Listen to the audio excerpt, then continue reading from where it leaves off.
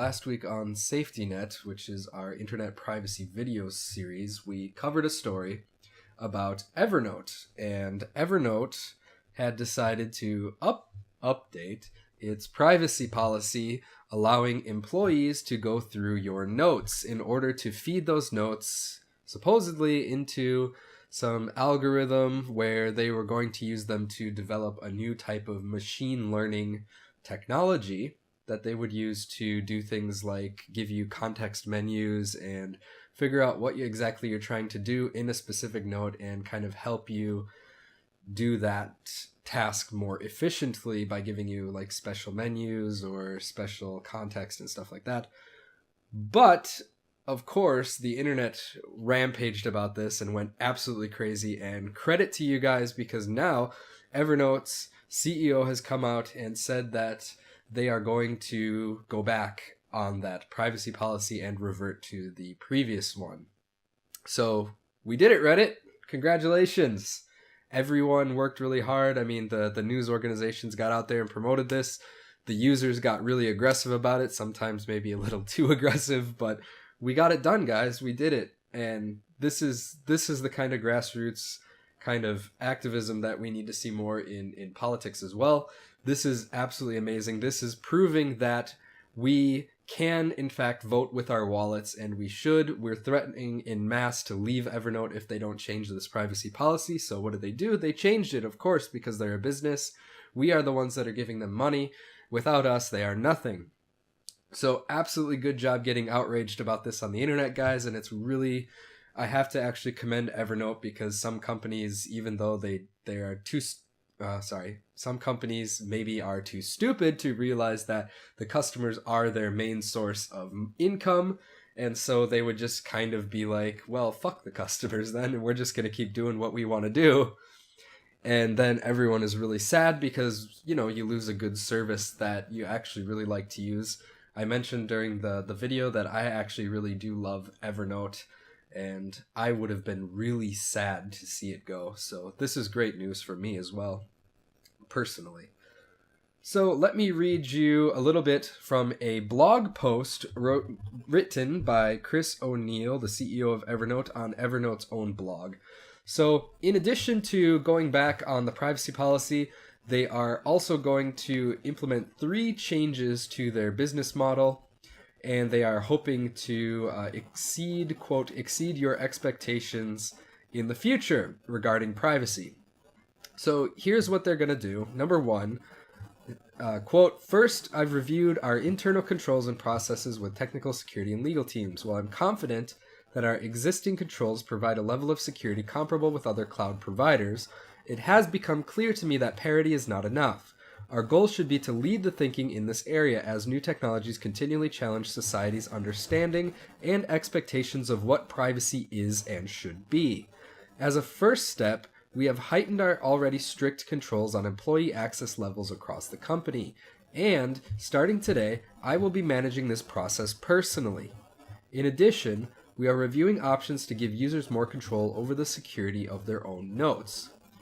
So what they're basically saying here is that they're also, in addition to going back on the privacy policy, allowing employees to access your notes, they're also going to make it so that employees can't access your notes even if they wanted to against company policy, which is really amazing. And there's also a vague statement in there about how they're going to increase how you can manage the security of your own notes, maybe more options for encryption or just like blanket encryption of all your notes or some other kinds of options to make your notes more secure. So, of course, that's very good. So here's the second thing. Number 2, quote, "Second, I have reached out to data and privacy experts around the world and intend to seek their ongoing guidance around privacy and emerging technologies. I have spoken with John Verdi at the Future of Privacy Forum, or FPF, and we will partner with FPF as we define our future approach to privacy. You will see a new policy from us in early 2017. In addition, our leading privacy expert and VP of Legal, Emily Hancock, has been a co-chair of the Enterprise Cloud Privacy Group for the past 2 years. I've asked her to work directly with ECPG and other similar industry organizations in advising us on privacy matters going forward and to expand the groups she works with. So this isn't really going to affect you guys in any significant way, but this is basically going to prevent some kind of flub like this from happening in the future. I mean, there's absolutely no mistake that this was a PR nightmare for Evernote, and they want to prevent that kind of PR nightmare from happening again in the future. So of course they're going to take steps like this to try to kind of combat that. And basically, if they propose something that seems way out of whack again, it's going to hopefully be shot down, because before it gets to the implementation stage and the PR stage, because someone is going to recognize it for what it is, as a nightmare for privacy. People that are concerned about privacy. Okay, number 3, quote, "Finally, I've asked Josh Zirkle, our director of community, to establish a new Evernote customer and community advisory board that will meet quarterly. This group will provide a systematic way to inject customer feedback into major decisions. The first of these panels will meet in February in San Francisco. If you'd like to be a part of the discussion, please contact us." This is kind of unprecedented in a good way. I mean, Google has done this kind of thing in the past with Android developers and whatnot, but it's really cool to see a major company like this willing to hold forums with the users to discuss ways that, not only regarding privacy, but ways that they can make their service even better. Because while most of the employees probably do use Evernote, and of course they work with it every day, as far as like the developing team and stuff like that, you really can't get more knowledgeable about a product than the users that really love it. There really isn't anyone more knowledgeable than the users. There isn't really anyone that has more opinions than the users. And let's face it, everyone's way of thinking and needs are different.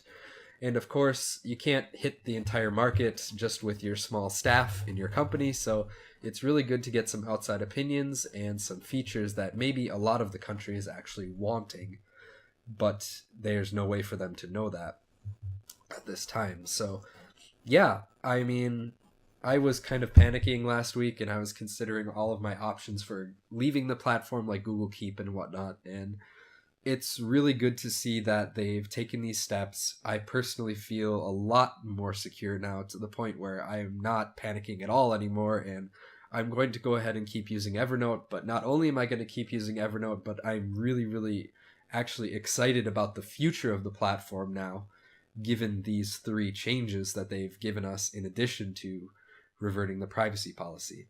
So I'm very optimistic at this moment, but I do realize that we have to wait till early 2017 when the new privacy policy is going to come out, and hopefully there won't be anything too troubling, or troubling at all, hopefully, in that new privacy policy.